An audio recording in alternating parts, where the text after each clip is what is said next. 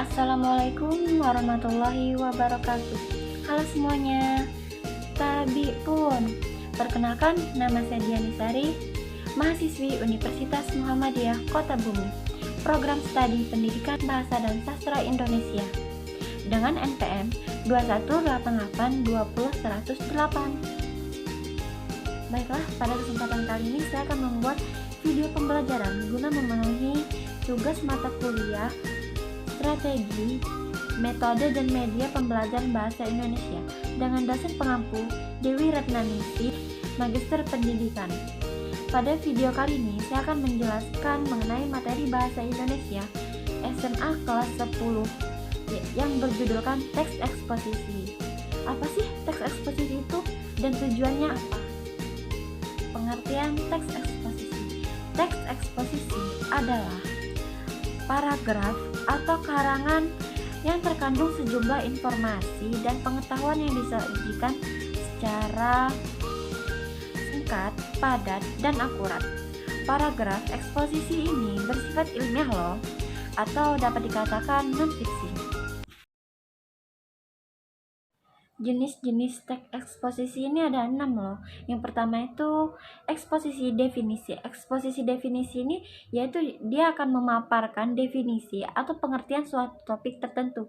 Dan yang kedua yaitu eksposisi proses. Eksposisi proses yaitu akan berisi tahapan-tahapan atau cara-cara untuk melakukan suatu dari awal hingga akhir. Yang ketiga, eksposisi ilustrasi. Eksposisi ilustrasi ini yaitu memberikan gambaran atau penjelasan yang sederhana mengenai suatu topik dengan topik yang lainnya yang mempunyai kesamaan sifat atau kemiripan. Eksposisi pertentangan. Eksposisi pertentangan ini yaitu berisi hal pertentangan akan suatu hal dengan hal yang lainnya. Yang kelima, eksposisi laporan. Eksposisi laporan ini akan memberikan laporan dari sebuah peristiwa atau penelitian tertentu. Dan yang keenam yaitu eksposisi perbandingan. Eksposisi perbandingan adalah yang satu ini berisi ide atau gagasan utamanya yang dipaparkan dengan cara membandingkan suatu hal dengan hal yang lainnya. Begitu. Baiklah, yang selanjutnya itu ciri-ciri teks eksposisi.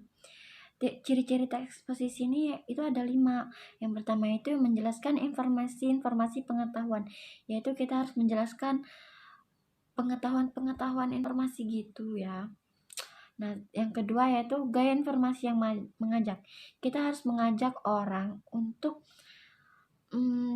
tahu gitu ciri-ciri teks eksposisi itu bagaimana.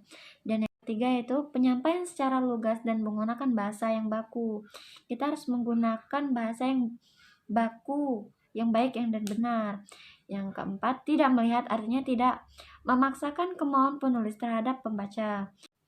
Nah, dan yang kelima yaitu fakta dipakai alat kontribusi dan alat kontrisi. Struktur teks eksposisi. Struktur teks eksposisi ini tuh terbagi menjadi 3, yaitu yang pertama tesis.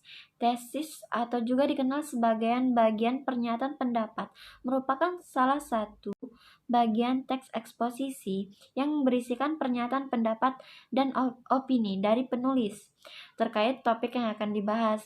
Bagian ini biasanya terdapat di pembuka sebuah teks eksposisi ini di awal atau di paragraf. Yang kedua yaitu argumentasi. Argumentasi menjadi salah satu dari struktur teks eksposisi yang memuat alasan-alasan untuk memperkuat argumen penulis dalam menyetujui atau menolak suatu gagasan yang disampaikan sebelumnya dan menjadi topik pembahasan teks eksposisi. Dalam bagian argumentasi ini, penulis menuliskan fakta dan pernyataan-pernyataan yang memperkuat pendapat pribadinya. Ketiga yaitu penegasan ulang. Penegasan ulang ini yaitu biasanya itu struktur bagian akhir ya. Penegasan ulang ini biasanya diletakkan di bagian penutup teks eksposisi. Di akhir paragraf, isinya itu menyatakan penegasan ulang kembali dari pernyataan sebelumnya. Ini bisa menjadi menyerupai kesimpulan sehingga pembaca lebih dapat memahami isi teks tersebut. Dan yang terakhir yaitu tujuan. Tujuan penulisan teks eksposisi ini yaitu menjelaskan informasi atau pengetahuan dan penulisan berdasarkan fakta sebenarnya agar menambah wawasan atau pandangan pembaca. Baiklah, itu saja yang bisa saya sampaikan. Semoga bermanfaat. Saya minta maaf jika ada kesalahan kata dalam penjelasan video kali ini.